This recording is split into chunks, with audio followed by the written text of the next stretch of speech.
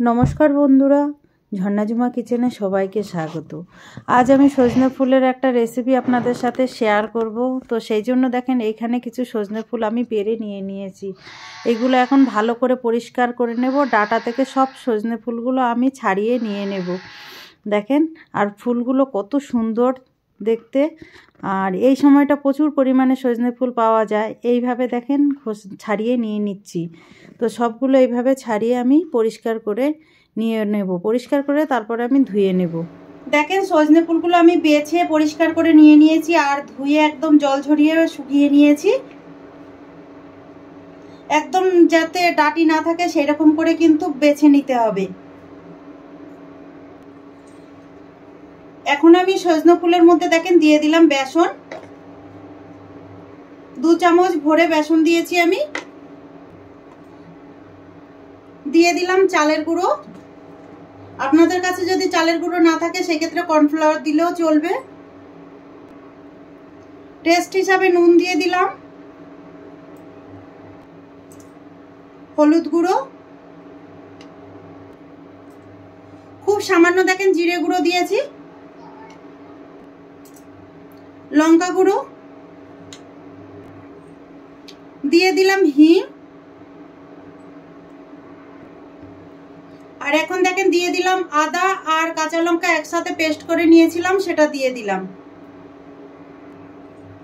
দিয়ে দিলাম ধনেপাতা কুচি। ধনেপাতার পরিমাণটা আমি একটু বেশি দিয়েছি। দেখেন, সামান্য দেখেন একটুখানি চিনি দিয়ে দিলাম। চিনিটা চাইলে আপনারা স্কিপ করতে পারেন। এখন সব উপকরণগুলো আমি একসাথে মিশিয়ে নেব। আমি যেহেতু নিরামিষ করছি সেই জন্য আমি এর মধ্যে ধনেপাতার পরিমাণটা একটু বেশি দিয়েছি। আর আপনারা যদি পেঁয়াজ রসুন দেন তাহলে কিন্তু খেতে আরো বেশি ভালো লাগবে। আমি যেহেতু নিরামিষ করছি সেই জন্য আদা কাঁচা লঙ্কা দিলাম। আপনারা এর মধ্যে চাইলে পেঁয়াজ রসুনও দিতে পারেন। ভালো করে হাতের সাহায্যে এখন মেখে নেব।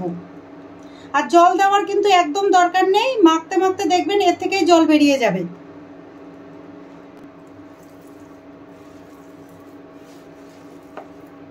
দেখেন, মাখতে মাখতে নরম হয়ে যাচ্ছে।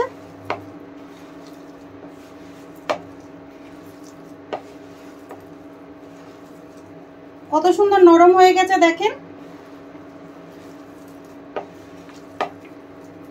আর আপনাদের মাখতে যদি মনে হচ্ছে যে জল লাগবে তাহলে কিন্তু একটু সামান্য অ্যাড করতে পারেন।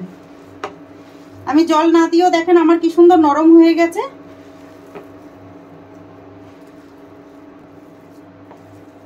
দেখেন, খুব সুন্দর করে আমি মেখে নিয়েছি। মাখার পরে দেখেন আমি কিছুটা পোস্ত দিয়ে দিলাম। পোস্তটা আগে দিতে যাবেন না, পরেই দেবেন, তাহলে কিন্তু এর সাথে উপরে ভালো দেখা যাবে। আর যদি আগে দিয়ে দেন তাহলে মেখে যাবে। দিয়ে দিলাম সাদা তিল। তিলটা যদি আপনাদের কাছে না থাকে তাহলে পোস্তর পরিমাণটা একটু বেশি করে দেবেন।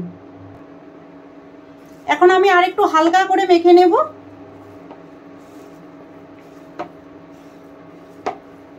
দেখেন, মাখা হয়ে গেছে। গ্যাসে আমি কড়াই চাপিয়ে দিয়েছি আর কড়াই খুব ভালোভাবে গরম হয়ে গেছে। তার মধ্যে দিয়ে দিলাম আমি সর্ষের তেল। আর বড়াগুলো আমি সর্ষের তেলেই ভাজবো। সর্ষের তেলে ভাজলে কিন্তু টেস্ট খুব ভালো আসে। তেল দেখেন ভালোভাবে গরম হয়ে গেছে। এখন আমি বড়াগুলো দিয়ে দিচ্ছি। দেখেন, আমি ছোট ছোট করে ভাজছি, আপনারা চাইলে কিন্তু বড় বড় করে দিতে পারেন। হাতের মধ্যে দেখেন এইভাবে নিচ্ছি আর এইভাবে একটু আঙ্গুল দিয়ে চ্যাপটা করে দিলাম।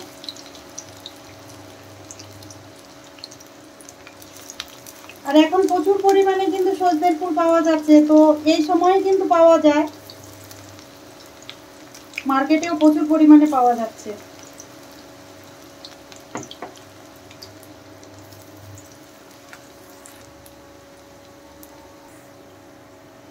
এখন দেখেন বড়াগুলো একটু পাল্টে দিচ্ছি। এক সাইড দেখেন খুব সুন্দর করে ভাজা হয়ে গেছে।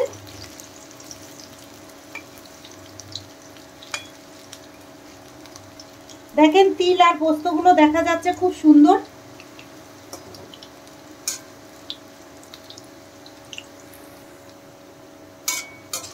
দেখেন উল্টে পাল্টে বড়াগুলো খুব সুন্দর করে ভেজে নিয়েছি লাল লাল করে। দেখেন বড়া ভাজা হয়ে গেছে, এখন আমি তুলে নেব। এখন আমি দেখেন প্লেটে নিয়ে নিলাম।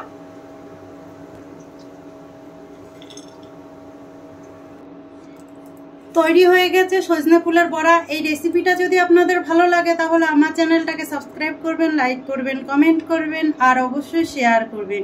আর আমি যেইভাবে সজনে ফুলের বড়াটা বানিয়েছি প্লিজ আপনারা এইভাবে বানিয়ে খেয়ে আমাকে কমেন্ট করে জানাবেন। ভিডিওটা দেখার জন্য থ্যাংক ইউ।